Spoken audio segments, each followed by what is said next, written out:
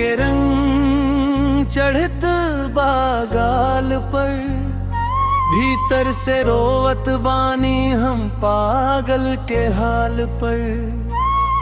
सब हसत बाजे ढोलक अंगना, हमार दिल टूटत बा हर एक चाल पर। कई सन दिन ना गईल जा, तोहरा बिना सुना लागे जहां। हल्दी के दिन रो गईल दिल हो, तोहरे बिना खो गईल दिल हो। आजू के दिन सपना टूट गईल, जीते जी हार गईल दिल हो।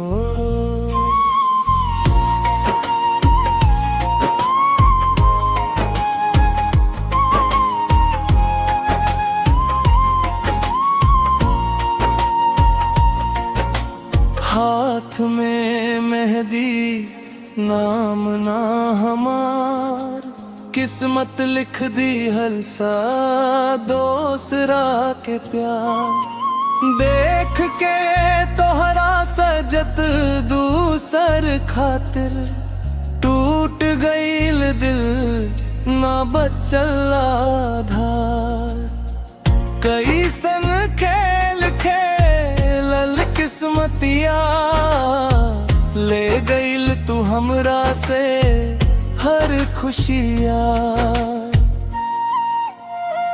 हल्दी के दिन रो गईल दिल हो, तोहरे बिना खो गईल दिल हो। आजू के दिन सपना टूट गईल, जीते जी हार गईल दिल हो।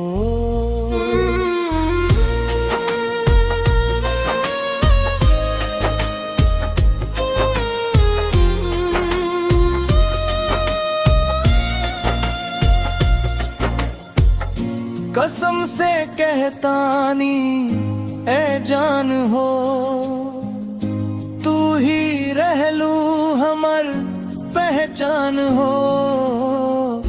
आज के बाद दिल में रहबू, चाहे बन गईलू तू दूसर के शान हो। हल्दी के रंग के दिन गल जाए, बाकी दर्द कबो ना भुलाई। तू खुश रहे